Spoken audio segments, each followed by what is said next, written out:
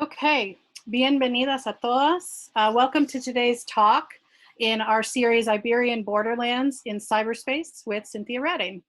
I am Catherine Tracy Goode, Tracy to my friends and colleagues, the director of the Tools for Researchers program at the Americas Research Network, or ARENET, and I'm so happy that you've been able to join us for this presentation today. Last fall, one of ARENET's biggest projects came to fruition when the Oxford Handbook of Borderlands of the Iberian World was published. The volume is a state of the field on borderlands and frontiers across the Spanish and Portuguese colonial worlds, from North and South America to Asia, with 34 essays and 40 authors. The volume is available for purchase. For those of you at universities, don't forget to ask your libraries to purchase a copy, and as a digital resource through the Oxford Handbook Online via an institutional subscription. Stay tuned for information at the end of today's talk for purchasing the volume.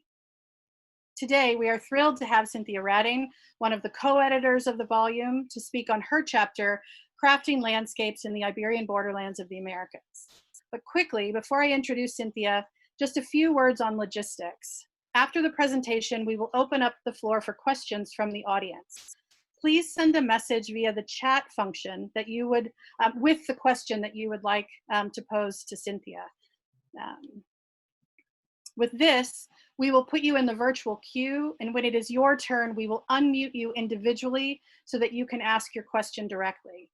Aunque la presentación de hoy es en inglés, pueden hacer sus preguntas en español o inglés. Also, please be advised that this presentation is being recorded and will be uploaded to ARENET's various platforms. We will contact you via the email address that you registered with to sign a release form if you participate in the Q&A after the presentation. Cynthia Radding is the Goosenhoven Distinguished Professor of History and Latin American Studies at the University of North Carolina, Chapel Hill, and the chair of the ARENET Board of Directors. She has published extensively on Latin American colonial history with a focus on the intersections between environmental and ethnographic history.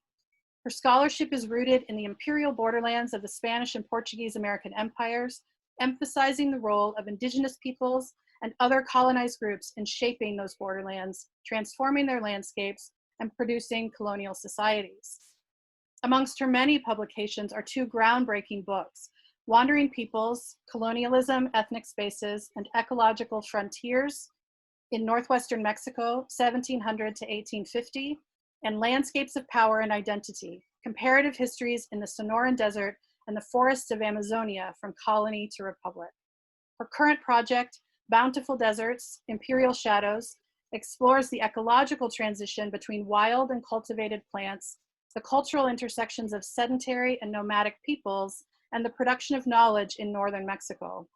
As the chair of ARENET's board, she is also involved in the CoLing project volume on preservation of linguistic diversity entitled Protecting Land and Water, Cherishing Language, Environment and Indigenous Knowledge for Wellbeing in Early and Modern Perspectives.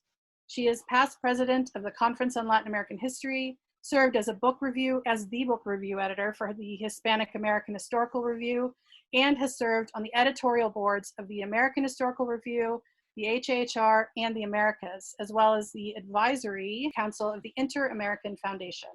And of course, she continues to teach undergraduate and graduate students at UNC Chapel Hill and is currently putting the final touches on her remote classes for the fall semester. And now I'll turn the floor over to Cynthia. Tracy, thank you very much. I'm thrilled to see how many people are joining us today. We have a number of our co-authors, and I first want to express my great gratitude, my thanks to our co-editor, Donna Levin-Rojo. She and I sustained and strengthened our friendship through the long process of editing this book. And I also want to thank very much America's Research Network for its very strong support of this project. I want to thank CAORC, the Council of American Overseas Research Centers, who also gave very important strategic support for this work, as well as a number of universities, both in the United States, in Mexico, and in South America, who supported with their researchers' work and with strategic and financial support for this project.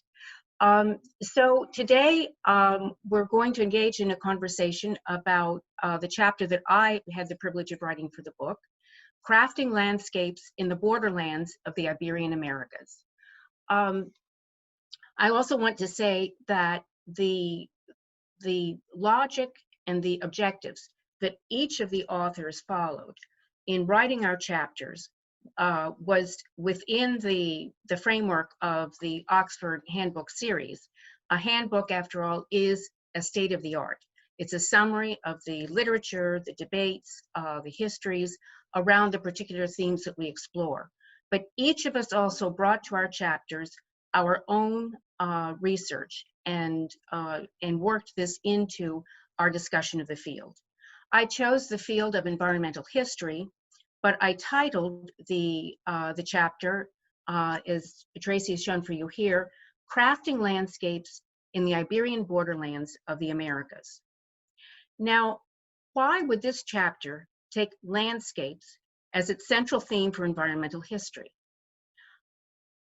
The way I practice and write about environmental history, I believe that environmental history brings together nature and culture, that is, human action on nature. It seeks to explain the short-term and long-term processes of change that involve creation, destruction, and renewal of soils, vegetation, water sources, wildlife, and the spaces that particular human societies build and in which they live. These processes do not evolve naturally or effortlessly. Rather, their histories reveal conflict, violence upon the land and among peoples, and negotiations of power. The definition of landscape that I developed for this chapter, as we'll see in the next slide, are lived spaces created by human labor with material and symbolic meanings for the communities that created them and that live in them. Nature and culture are closely related in the historical development of colonial environments in the Iberian borderlands of the Americas.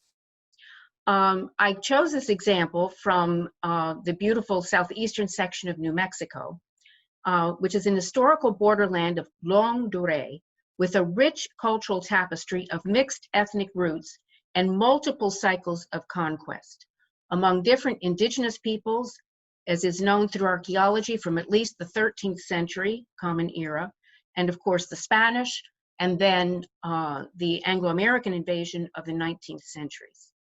What we can observe in an environmental sense in this photograph, taken kind of above the mission of Coray in the province of Salinas in New Mexico, we can see that this is the northern Chihuahua Desert. We observe grasslands and juniper, which are some of the very typical vegetation of this area. We can observe the high plain in the background and actually the eastern side of the low range of the Manzano Mountains. And of course, we see the ruins of the 17th century Franciscan church. So we see her somewhat symbolically, but a number of elements that give us an environmental approach to the history of this region in both its pre-Hispanic and colonial developments. Now, we'll turn now to the first main topic of the book, which is historians of the environment. 3 disciplinary columns of environmental history: cultural geography, human ecology, and we can add a 4th, environmental anthropology, play a very important role in the development of what is an interdisciplinary enterprise in what we call environmental history. 2 themes have guided environmental histories for Anglo-America and Latin America. They highlight, in the first instance, in the way environmental history developed for North America, kind of an ethos of wilderness, the notion of frontier spaces that were thought to be largely uninhabited. And in the second instance for Latin America, there has been an emphasis on the destructive consequences of colonial invasions and modern technologies on natural resources and indigenous landscapes. Now, research over the last 2 centuries in both of these regions, and in which a number of historians are in dialogue with one another, have called into question the concept of wilderness, pointing out that there are really no uninhabited spaces, however so they might appear. Rather, many of these natural environments of forests, of grasslands, of prairies, and especially of areas that we call arid lands or deserts, as well as the tropical areas, have really been carved and created by generations, centuries, even millennia of human habitation and human work. And also what has come to be known as the declensionist history in Latin America, often emphasizing the destruction of mining, of deforestation, and of modern technologies, are not the only way to view environmental history. The chapter then reviews some of the literature produced in the field of environmental history for North America, Central America, and South America. And it begins with 2 classic works that in the 1990s, in many ways, set the path for environmental history for Latin America and for much of the frontier regions or borderlands of Latin America. The first of these is Eleanor Melville's Plague of Sheep, which became a major stepping stone for environmental history for central Mexico, but in a sense, it centered on the Mezquital between the Valley of Mexico and Querétaro. This actually did delineate a kind of borderland at the beginning of the Camino Real, the area that would link Mexico's mining north with the Valley of Mexico and the great capital of Mexico City. And the other book that has had a very important impact on Latin American environmental history is Warren Dean's With Broad Axe and Firebrand, focused on the destruction of the Atlantic rainforest in Brazil. The chapter also highlights important research published and ongoing by Latin American authors in Spanish and Portuguese, as well as English and French. And here I want to give a shout out to the vibrant Sociedad Caribeña y Latinoamericana de Historia Ambiental, SOLCHA, and its journal, Halak. This is an entirely online, open access journal that is peer-reviewed and indexed. And this is really a very important nucleus for advancing environmental history for both the colonial and modern periods, and in many, many different parts of Latin America. Now, on this slide, I have included this beautiful map produced in the early 18th century by Francisco Álvarez Barrero, who was one of the cartographers in the Spanish military expedition that visited all the presidios of northern New Spain in around 1729. It's titled Un Mapa Geográfico y Chorográfico, meaning that it was intended to identify and place specific locales. And this map is devoted to the northwestern portion of New Spain that was to the west of the Sierra Madre Occidental, that, as you can see, included the provinces of Pimería Alta, Sonora, Ostimuri, and Sinaloa. Now, I included it to show how we can begin to see environmental content in documents like maps or texts that may have been produced for a different purpose. This was, after all, a military expedition. But what we see here is the very prominent identification of rivers, for example. And if the mountains are shown in kind of just a picturesque way, they do suggest changes in the topography. They show, of course, that what there is called the Mar del Canal de la California. And what we see is the very careful location of indigenous pueblos along each of these rivers, and then the designation of mining reales and Spanish presidios. So we observe that, that colonial cartographers were very much aware of the physical environment and its interaction with the imperial image of a space that they were trying to claim that Spain controlled. Now, another important avenue to environmental research that has been very productive for me in my work is historical and legal research on land tenure and all its complicated strands of conflict around the issues of space, territory, and productive resources.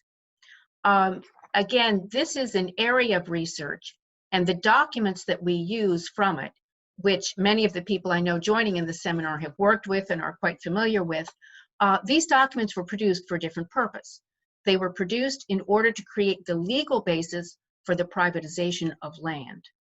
But in so doing, they yield a really rich trove of information about specific water courses, streams, types of vegetation, as well as the landmarks that people had added to that landscape, whether they're the ruins of indigenous villages or actual adobe walls of structures in place, whether they are corrals or fences, wells that had been dug. They show us also the processes of change, environmental change, through expanded agricultural production, irrigation, changing crop regimes, and livestock industries. The landscapes, the land titles themselves, and the short maps and the large files that often accompany them provide detailed descriptions and reveal the ideas that contending historical actors held about these pieces of land, the resources that came from nature, and the historical vestiges of its use. This example comes from the Sonoran State Archives in 1834. It's a 19th century remeasurement of a land grant that had been issued in the very late 18th century. The first titled owner of this piece of land, and this is unusual for us in the Northwest, the first titled owner to take out title to the land was actually an indigenous cacique. In this case, however, these are now Hispanic families, an entire family that is remeasuring the land and largely increasing the amount that they're claiming for their property. And I know it's difficult to read in this presentation, but the notes that are at the bottom, and of course this was produced by someone who was not a professional cartographer, but the local land commissioner in charge of issuing the title. Each of the points that's identified on that irregular rectangle at the top is identifying a well or some kind of structure that's on the land that relates to the value of the land and to the sense of space that the people who were trying to privatize it held. And the name of the property, Echomocha, comes from the Mayo indigenous language of this area, and it refers to mountains of, piles of echos. And the echo is the fruit of the Pachycereus cacti, one of the most common foods from the monte in this region. So there are ways that these land titles link us back to the actual physical characteristics of the landscapes that they are describing. Now, another example of this, which comes actually from Mexico's National Archive, the early 19th century measurement for a private hacienda in this area between what today is the states of Sonora and Sinaloa.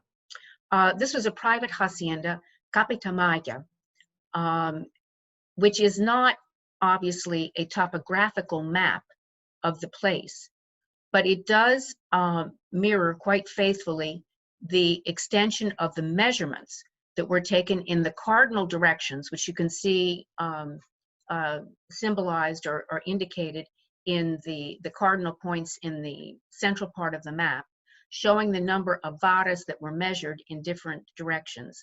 And it also shows, although we can't quite see it in this presentation of it, the indigenous communities and other private properties that surrounded this property. And as we can see at the bottom, it says the lands that were added to those of Capitamaya in 1807. So we see in this visual form a historical record of the gradual expansion of this particular private land holding. And we can recreate for ourselves some of the social relationships among private haciendas and indigenous pueblos that are encapsulated in these land titles.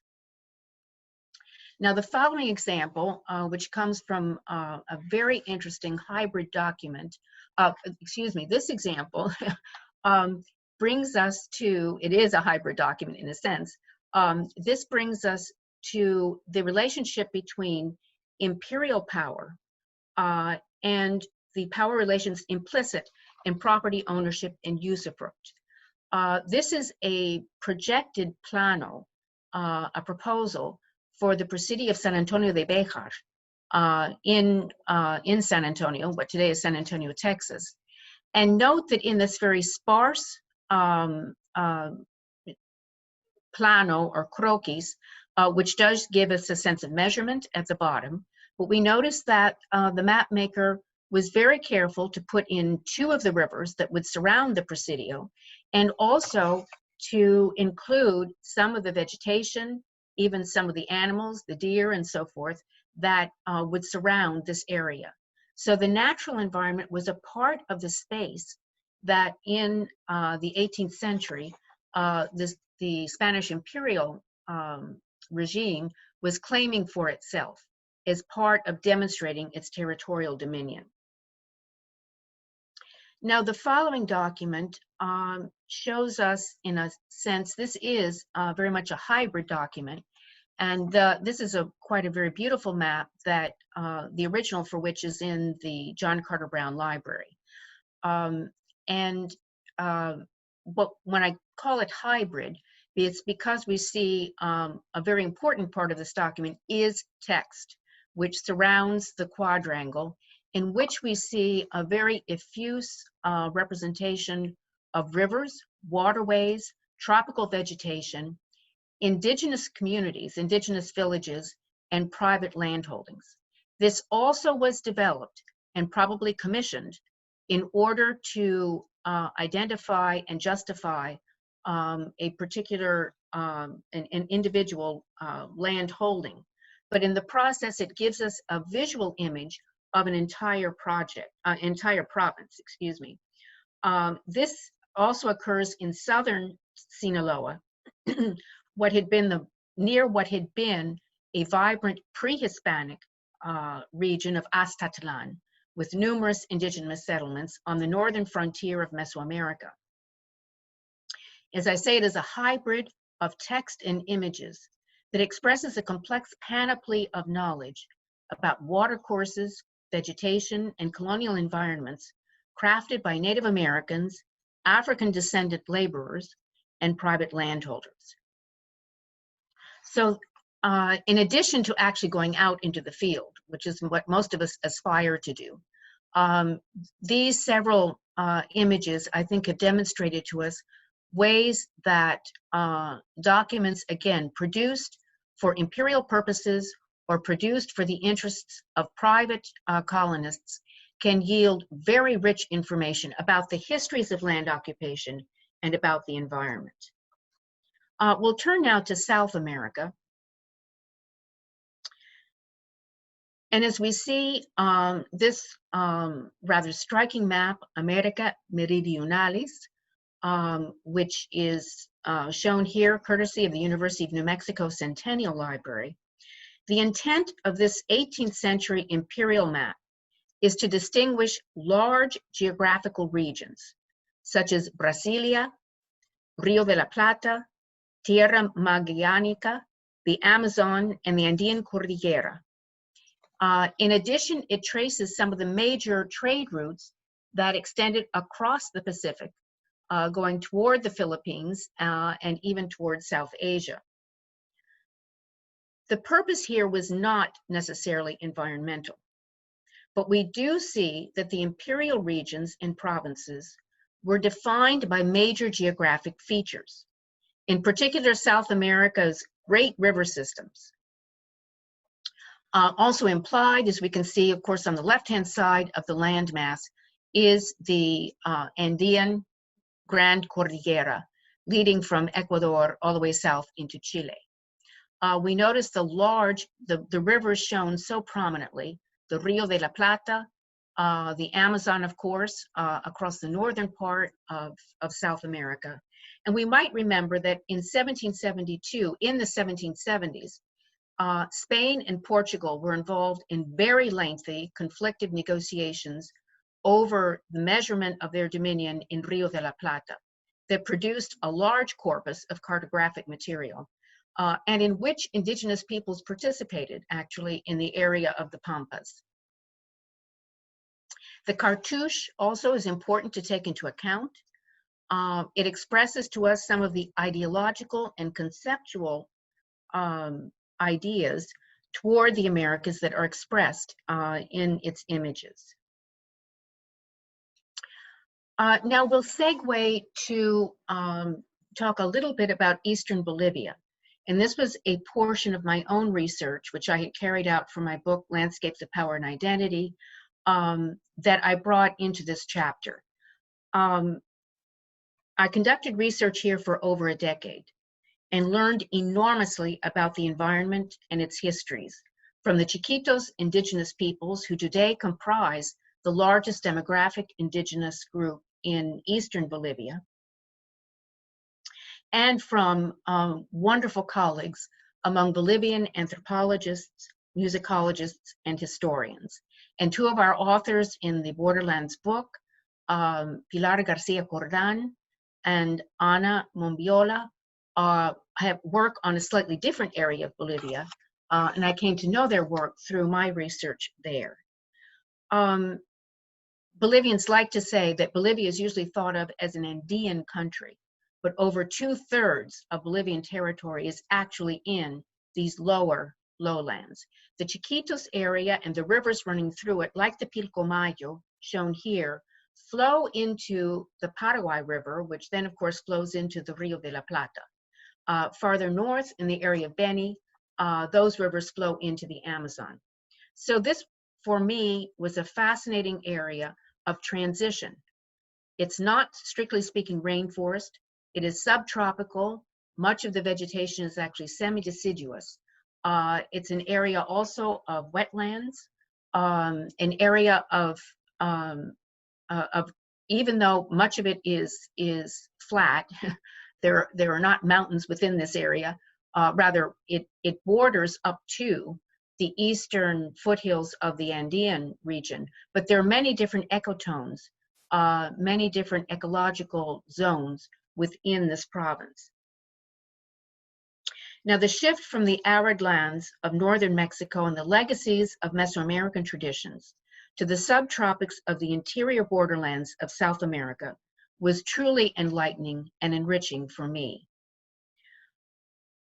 So here we turn from broad aspects of the lived, of cartography, of thinking about large regions and the ways in which the environmental features of those regions played into indigenous strategies for resilience and survival, into power struggles, and into imperial claims to these spaces. We turn from those themes and kind of bring our lens back to the local, to labor, and to the way built environments are created and lived. I was able to take this picture, as you can see, some time ago in 1997, of Don Agustin Suburi, who was repairing his thatch roof on his house in one of the barrios in the town of San Javier in Chiquitos. San Javier was the first of the Jesuit missions, first of 10 Jesuit missions that were established throughout the Chiquitos region in a kind of crescent or semicircle during the 18th century. And, but the interest of San Javier and of all these pueblos is that they are now mixed communities of Bolivians and Chiquitano indigenous peoples, and San Javier, which is in a way the most urbanized of them, is divided into barrios. But here we see this gentleman repairing the thatch of his roof in the way and using the palm thatch from the forests surrounding them in the ways that people have done for centuries.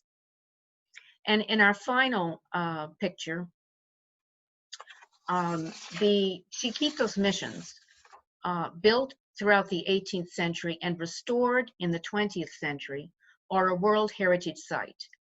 I was privileged to visit them many times over the period of about 12 years. There's an extraordinary musical festival that takes place in Chiquitos about every 2 years. And as I say, these are a World Heritage Site. They also continue to function as indigenous parishes, and they exemplify the ongoing modifications of lived landscapes. The reproductions were done as faithfully as possible to what was known of the decoration, the building materials, and the building materials are very much from the area itself. The painting that you see on the walls is using both earth and vegetable dyes from the region itself. So in conclusion, one of the questions that I raised and the way in which I answer it in the course of this chapter, we've talked a little bit about what is environmental about environmental history and how it is necessarily inter and multidisciplinary. Now, what is historical about environmental history in the Iberian American borderlands? I think there are three ways in which environmental history is creatively historical. First, we historians emphasize process, that is, changes over time. Secondly, environmental history is, as I said, interdisciplinary. It employs a highly varied toolkit of methods, sources of data, and ways of analyzing that data. And then thirdly, I think we historians emphasize particularity and the way in which we recognize differences within broad patterns helps us to identify significant moments of change. So I think these are ways in which we contribute to conversations about the environment, about the peoples who create those environments, and about the changes in nature.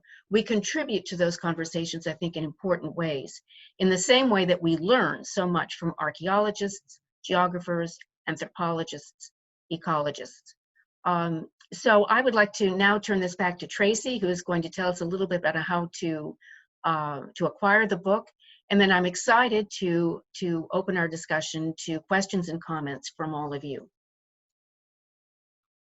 Excellent. Hello. This is, there are two ways to acquire the book. The first is to purchase it. And if you purchase it with this through Amazon, the Amazon Smile, and you can gain access to that directly if you scan this code. The America's Research Network will receive a small donation, but you can also access the digital version through an institutional subscription to the Oxford Handbooks Online. I recommend that you check and see if your institution has a subscription to that. And I will, I'm gonna stop sharing for the time being so that we can move on to the questions, the Q&A section. But I'll put this back up at the end so you've got access to it as well. And we post it on our social media periodically, so there's lots of ways to access the information. Okay, alrighty. Now, remember, to ask a question in Español o Inglés, please send a message via the chat function at the bottom of the screen. We'll put you in a virtual queue, and when it's your turn, we will unmute you individually so you can ask your question directly. While we collect the questions, just let me say that I'm just so delighted to see a number of our co-authors here, colleagues of mine from University of North Carolina in Chapel Hill and in Greensboro, some of our students. And I also want to thank, we had considerable help from some of our students with some of the tasks involved with translating. We received 11 chapters in a language other than English, Spanish and Portuguese. And Jose Manuel Moreno Vega helped us greatly with translating one of the chapters. This book really was a collaboration. I also am delighted to see colleagues from Mexico, from UNAM, from the Colegio de Sonora, and from CIESAS. and friends of ours from other seminars in which we participate. I'm unmuting Sergio Miranda now. Hola a todos, hola Cynthia, hola a los organizadores de esta presentación. Agradezco la invitación. En tanto que, como ha señalado Cynthia, la historia ambiental requiere de un acercamiento y de un trabajo interdisciplinar, pues esa es la razón por la que estoy aquí, aunque los temas propiamente no son de mi experiencia, de mi conocimiento amplio, pero en razón de este acercamiento que hace y ha propuesto Cynthia en su trabajo, que me parece muy propositivo y inquietante para pensar lo que ella nos ha venido proponiendo. Las imágenes que ha mostrado son verdaderamente también pues dignas de un estudio por sí mismas, pero este esfuerzo analítico de integrarlas en una interpretación más amplia dentro de un proceso histórico, creo que ofrece una visión de estas realidades muy interesante.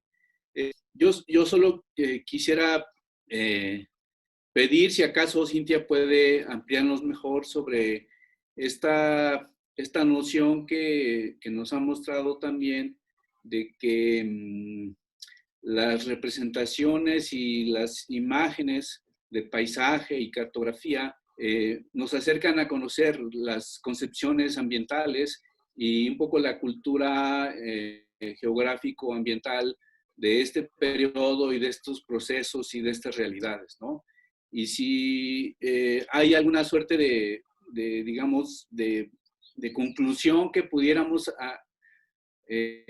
tener más acotada en torno a esta propuesta analítica, ¿no? ¿Cuáles son esos conceptos ambientales? ¿Cuáles son esas, digamos, horizontes culturales del ambiente que pueden extraerse o que tú puedes observar el conjunto de estas imágenes y de estos paisajes que tú nos has mostrado, ¿no? Bueno, Sergio. No sé si he sido claro. Creo que sí. Tracy, ¿contesto o quieres esperar a otras? Go ahead and answer. Okay. Bueno, respondo en español, sí está bien. Sergio Miranda es colega y un gran historiador, más bien del espacio urbano, en el cual también ha incursionado necesariamente en temas ambientales. Creo que la cartografía que lo empleé para esta presentación, en parte porque es visual y ayuda bastante en este sentido, pero creo que la cartografía en sí es una herramienta. Digo, obviamente hay, y creo que lo encontramos más en la cartografía moderna, hay mapas que son específicamente para indicar ecotonos y biomas de vegetación, las curvas de nivel y muchas veces podemos en un sentido profesional, o los cartógrafos pueden en un sentido profesional, crear mapas que sí vierten de alguna manera analítica los rasgos y los elementos de la naturaleza. Lo que yo les mostré, obviamente, uno podría decir, bueno, Cynthia, más bien es una metáfora, pero creo que, por ejemplo, para abordar tu pregunta sobre, muy bien hecha, Sergio, que creo que es tanto, ¿por qué es esto fronterizo? ¿Y por qué es ambiental? El primer plano que le mostré de Francisco Álvarez Barrero, es interesante que las únicas áreas en el mapa que indica como un gentilicio, es decir, con un nombre tribal, son aquellos que no fueron incorporados en las misiones. Son los Seri, con CAC, los apaches allá en el norte, inclusive marcó como una especie de cuadro, que se puede interpretar de diferentes maneras. yo lo interpreto que cuando menos indirectamente está señalando que esto es territorio que los españoles no controlan, que es un territorio realmente fuera del dominio imperial. Ok. Y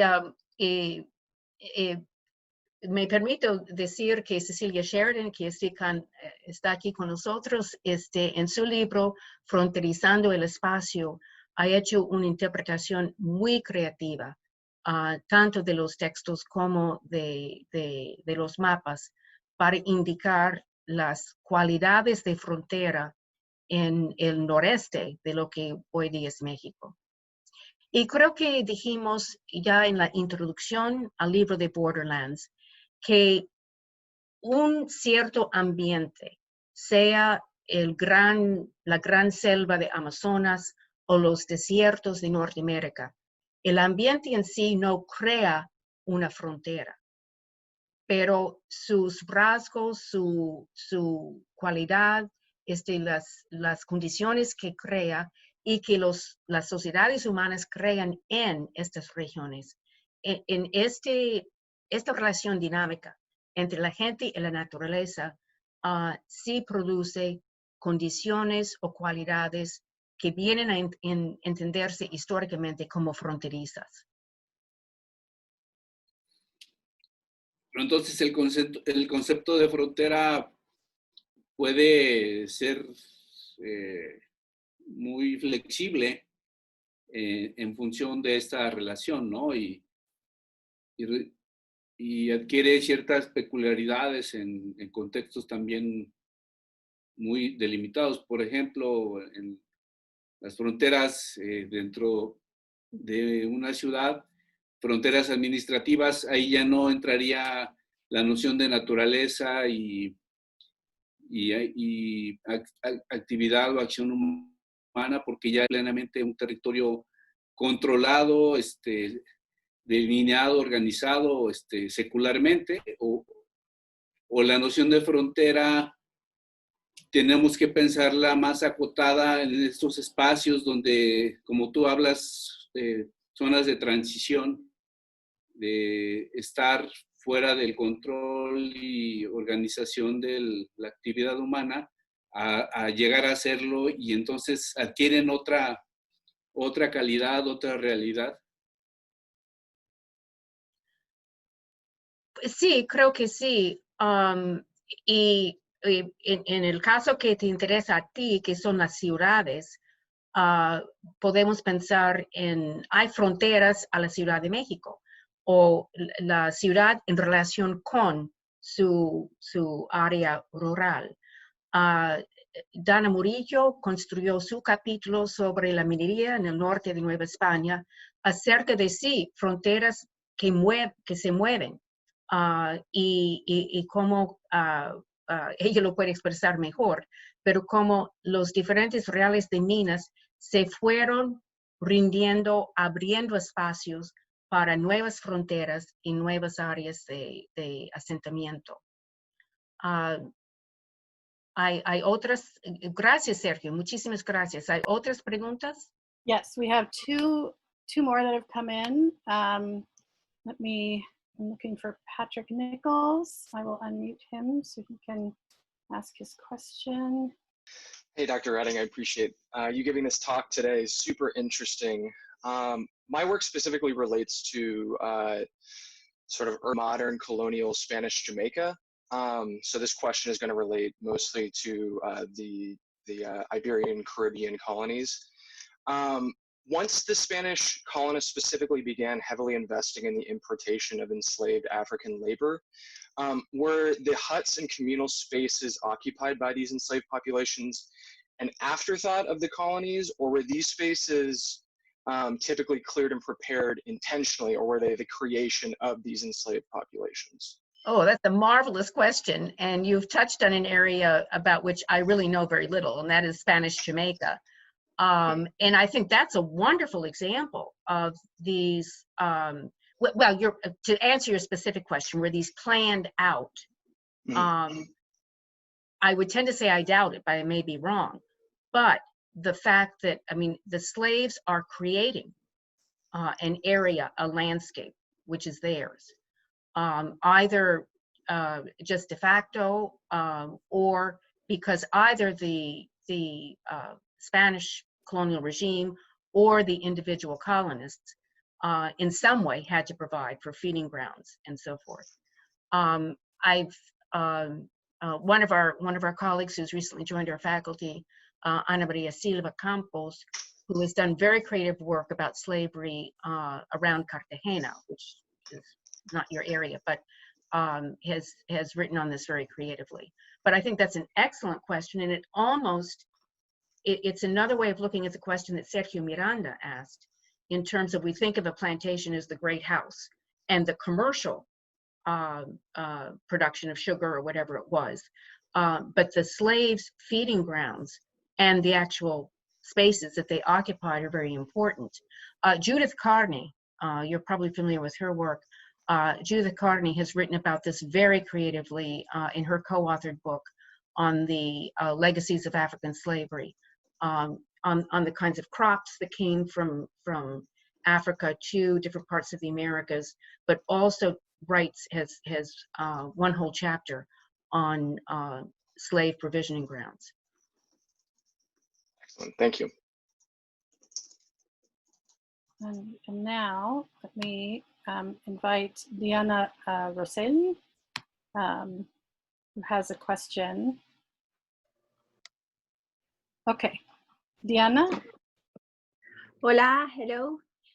Cynthia, un gusto escucharte y volver a pensar una serie de ideas que había leído, particularmente de tus trabajos sobre la chiquitanía, pero justamente, y un poco a propósito de lo que ya mencionaba Sergio, mi pregunta está sobre las particularidades de la historia ambiental en fronteras respecto a otros núcleos urbanos o más poblados de esto, en las fronteras imperiales. Pero una de las cosas que a mí me llama la atención y que creo que había visto en otros espacios y que también ha sido un lugar de discusión es sobre la asociación de elementos del paisaje con las formaciones políticas de los grupos de frontera. Es decir, estas formaciones y la gestación de prejuicios y de modelos clasificatorios. Entonces, por ejemplo, en los dos casos que tú nos mostrabas, tanto el norte árido, desértico, norte novohispano, y las tierras bajas orientales en Bolivia, ¿no? Tierras que si bien no terminan de ser selváticas, sí están asociadas a zonas tropicales. Si estos elementos y esta gestación de los paisajes contribuyen a la gestación de los modelos clasificatorios de los grupos ahí asentados. De modo que, por ejemplo, los elementos geográficos intervienen en cómo se van clasificando las interacciones entre las sociedades de frontera. De modo que tanto las tierras bajas como el desierto van asociándose a grupos de itinerancia estacional, tipos de vínculos específicos y formas de explotación del ambiente. Un poco pensaba en los trabajos de Chantal Callivet, que justamente hacía una crítica a estas formulaciones y sobre todo a los procesos de etnificación de los grupos que viven en fronteras en función del paisaje y de su relación con esto, la forma de explotación de los recursos de este paisaje. Entonces, básicamente eso, ¿no? Cómo está el estudio de la historia ambiental puede ayudarnos a concebir estas clasificaciones de los grupos indígenas que interactúan en las fronteras imperiales a partir de conceptos como la aridez o el ambiente tropical en función de escaseces, abundancias o de las formaciones políticas de las sociedades que están ahí. Gracias, Cynthia. Gracias, Diana. Es un gusto verte de nuevo. Muchas gracias por esta serie de reflexiones y la pregunta. Tienes razón y tenemos que leer crítica y cuidadosamente las mismas fuentes coloniales que nos surten tanta información, pero luego juzgar un poco, criticar, y como tú dices, el punto de vista. Sí sabemos la fuente que todo el mundo cita para el noroeste de México, por ejemplo, en el siglo XVII, es Andrés Pérez de Rivas. Y sí asocia palabras sobre el bosque espinoso, un paisaje o un bioma natural que para los europeos era hostil. Y lo asocia y clasifica a la gente, es cierto, como agreste, como las mismas palabras que se usan acerca de la naturaleza, se usan aplicándose a la gente. Y por otro lado, donde encuentran españoles, y creo que portugueses también, donde encuentran agricultura, tienen otra serie de denominaciones más halagadoras para la gente.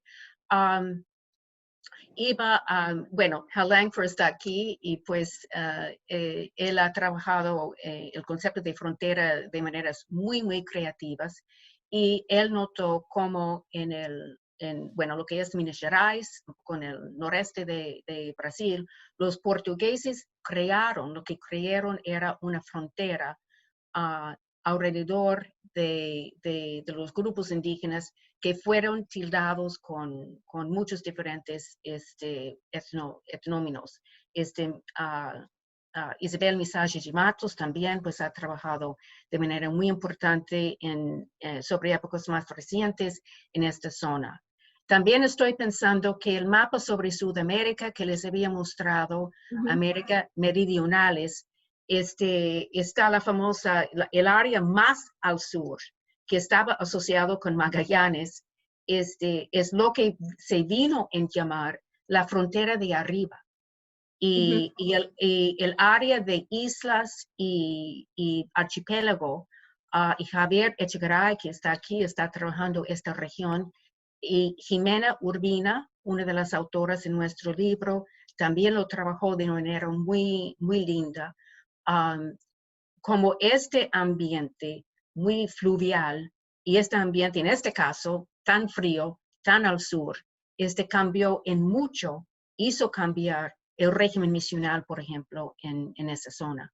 Entonces, creo que Diana, estás tocando un punto muy importante que mencioné, pero realmente no lo desarrollé, que son los significados simbólicos, significados de lenguaje, que tienen que ver mucho en la apreciación del medio ambiente. Excellent. Thank you, Diana. We have 2 more questions, and we'll be closing the session after these last 2 questions. And the first is Hal Langford.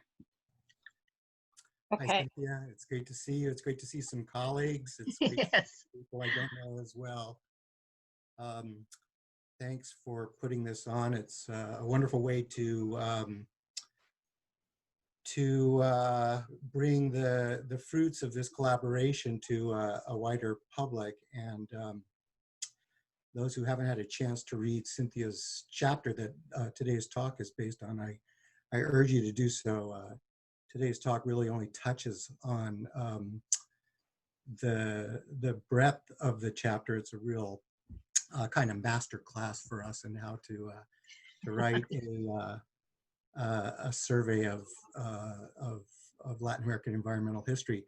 Cynthia, this question comes as much from my political self as it does from my scholarly self, and you give me the opportunity both in today's talk and in the chapter to broach this subject by talking about Warren Dean's work. And you raised some important cautions about the declensionist perspective on Latin American environmental history that certainly other historians since Warren Dean have pointed out some of the problems with his interpretation. At the same time, the Atlantic forest is all but gone. We have a few little parks where we can visit now to see its remnants. The burning season is on in the Amazon, and we watch daily as as another rainforest is destroyed before our eyes. And I'm wondering if you might take a moment to talk to us about avoiding the excesses of the declensionist perspective on history, while embracing what historians can contribute to our understanding of the long-term origins of the present predicament we find ourselves in which so much environmental destruction, so much environmental injustice continues to plague Latin American societies. I'll leave it at that. Now, thank you, Hal. That is just excellent. Let me say first that Warren Dean's book with Broadaxe and Firebrand and his entire oeuvre of work on Brazilian environmental history is absolutely magisterial. And that book is a masterpiece and is worth reading and meditating on. And something that I failed to say is that I think environmental history also converges with history of science. And that is another element that is very important in that book, which covers 5 centuries of the gradual destruction of the Atlantic rainforest and all the different ways in which the land and the forest itself was exploited. And I thank you, Hal. I don't mean to minimize what continues to drive and to worry and to inspire environmental movements. And we might say that in both Latin America and North America, environmental history, like environmental anthropology, often has grown out of the political movements of environmentalism. Thank you for reminding us of that. And the declensionist narrative is not in itself wrong. I think that, and yes, we need to protest loudly against what is speculative capitalist development of real estate. Sergio, I know, is very, Sergio Miranda is very attentive to this in terms of urban history. And what is happening in the Amazon rainforest and these policies of Bolsonaro are simply awful. And in Mexico, we also see over and over again, despite environmental legislation that is supposedly protective, we see over and over again the interests of tourism overtaking, or the interests of commercial fishing overtaking indigenous land rights. I also want to say that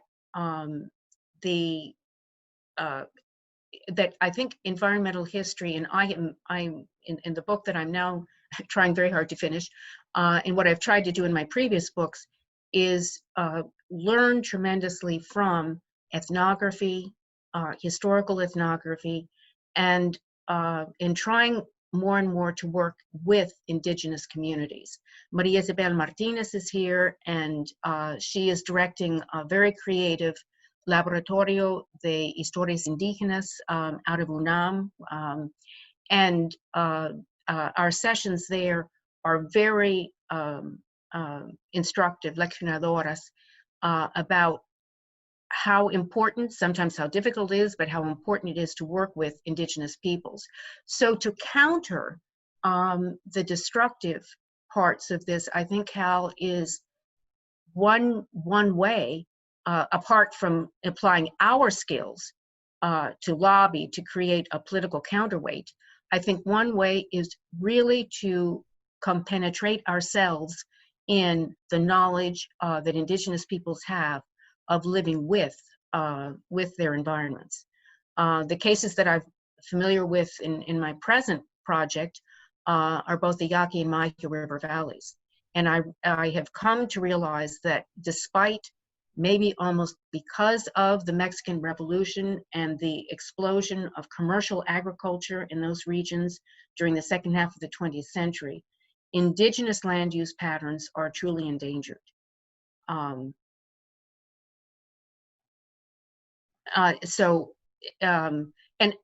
One thing I would say, I think we need to be perhaps precise in the ways we look at the technological impacts, the destructive technological impacts and maybe not read back into the past of what has happened in the 20th and 21st centuries. But also, I didn't say it in my talk, but it is a little bit in the chapter. There is no question that we have to take very seriously the destruction that was wrought by colonial mining through deforestation, the felling of forests, the use of mercury where that occurred. There has been very good work both for Zacatecas in Mexico, and Nicholas Robbins has done heroic work on the area of Potosí in Bolivia concerning the lingering contamination of mercury in those regions. Thank you.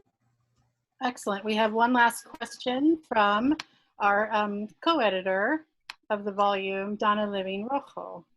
Cynthia, muchas gracias, y a todos los presentes muchas gracias. También me da muchísimo gusto ver que hay varios de las personas que escribieron, de los colegas que escribieron capítulos, y efectivamente pues me parece que esta es una, no solo una forma muy linda de poder darle mayor difusión a esta obra, de que fue tanto esfuerzo colectivo realmente, sino una gran oportunidad para continuar nuestras discusiones y nuestras conversaciones en ese largo proceso que no tiene que haber terminado ya, podemos continuar.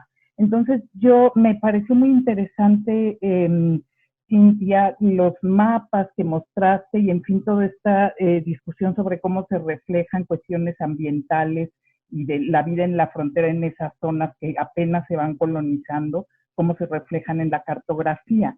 Y aquí se ha hablado un poco, dices que no entraste mucho en eso, pero también en el lenguaje, y particularmente la forma en la que se va nombrando en las zonas de frontera, las formas en las que se va nombrando e identificando el espacio y a los grupos humanos, con la toponimia, la etnonimia. Y a mí me parece, yo no sé si pudieras hablarnos un poco más de esta dimensión. Por ahí mencionaste en algún punto, no recuerdo respecto a cuál de los mapas, los nombres de algunos lugares que claramente refieren o digamos, tienen estas connotaciones ambientales, ¿no? Son nombres de lugares que se refieren al ambiente en el que están situados.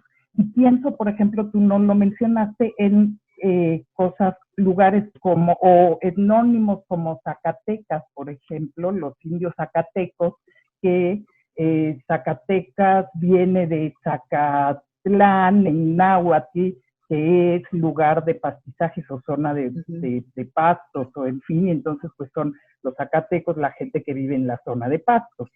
Pero es un nombre que no es en español, que no es en el lenguaje de los zacatecos, sino en náhuatl, y entonces eso te habla también de esa región, y digo un poco porque se vincula con el texto mío sobre los indios conquistadores o indios aliados, ¿no? Y entonces cómo ahí, de qué forma en la toponimia, en la etnonimia, podemos ir viendo también reflejadas estos procesos de avance colonial, de fronterización, de participación multiétnica en estas exploraciones y estas colonizaciones. Y entonces, si tú en tu trabajo nos pudieras hablar de si has encontrado casos como estos, si nos pudieras hablar un poco de ello. Sí, Dana, muchas gracias. Tienes razón, y son pistas muy, muy importantes. En lo que estoy trabajando actualmente, y sale también de estos famosos títulos de propiedad, donde nombran, y los mismos oficiales españoles usan los nombres derivados de nombres indígenas. Entonces, y lo escriben en los documentos. Y yo solicité la ayuda de algunas personas en una de las comunidades Mayo en Sonora, y me ayudaron porque yo no conozco bien el idioma, me ayudaron a traducir, y mayormente estos nombres son se refieren a el nombre coloquial para la planta. La palabra kawi, por ejemplo, es un sufijo de varios topónimos en la región de Sinaloa y Sonora, que creo que viene de náhuatl, ¿no? De kawi, de cerro. Mazo. Los venados son un elemento muy importante, tanto para la cacería, la subsistencia, como es un elemento ceremonial entre todos los grupos del noroeste. Desde los Wisharitari, creo que hasta Tarahumara, María Isabel me puede corregir, y la palabra mazo, mazocawi, por ejemplo, el cerro del venado. Entonces, también, no tanto en mapas necesariamente, aunque sí buscando bien ocurren, pero en los documentos, uno de las cartas anuas de los jesuitas muy temprano del siglo XVII, de repente aparecen dos palabras en náhuatl, refiriéndose a plantas, miawaki y choale, que se refieren a amarantos y maíz. Y el jesuita los incluyó sin traducción. Y creo que los incluyó así porque asumió que la gente sus superiores en México iban a entenderlo. También tenemos, como dice Stana, las indicaciones de cómo los grupos aliados del centro de México jugaron un papel clave en la supuesta conquista del norte.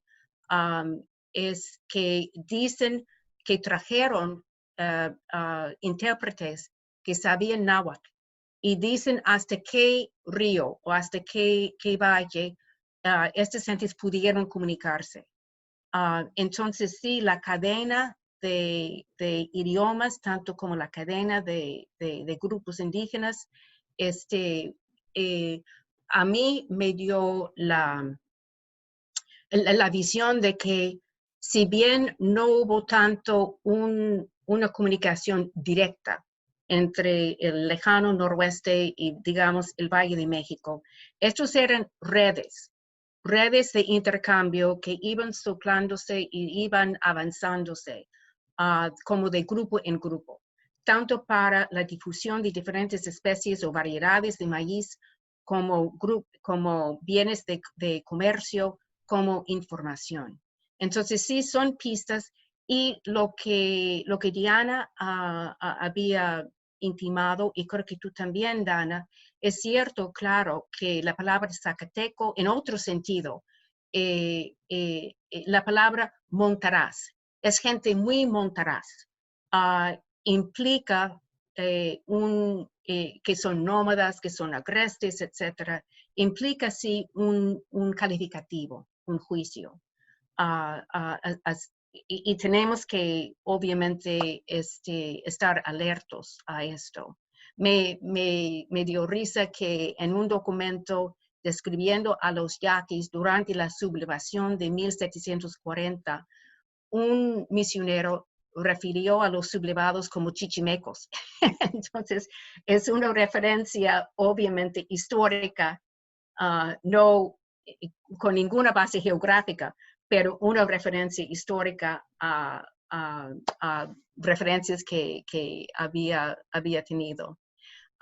Antes de cerrar, también quiero reconocer al Colegio de San Luis y Sergio Cañedo, un gran amigo y colaborador, que él realmente inició y llevó a cabo también un libro colaborativo sobre historia ambiental de México Norcentro. Excellent. I'm going to call time.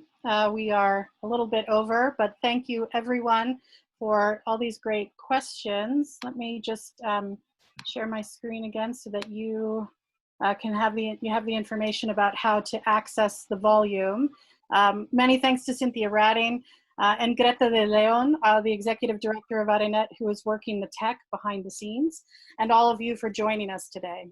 Please stay tuned for more from the series Iberian Borderlands in Cyberspace in the coming weeks and months, especially those of you from the volume who are here today. We're We're looking forward to scheduling your presentations. Our next talk is with Dana Levin Rojo in Espanol on August 14th, 2020 at 1 p.m. Eastern Standard Time on her chapter, Indian Friends and Allies in the Spanish Imperial Borderlands of North America. We hope you can join us for that and for many more of the presentations. Thank you.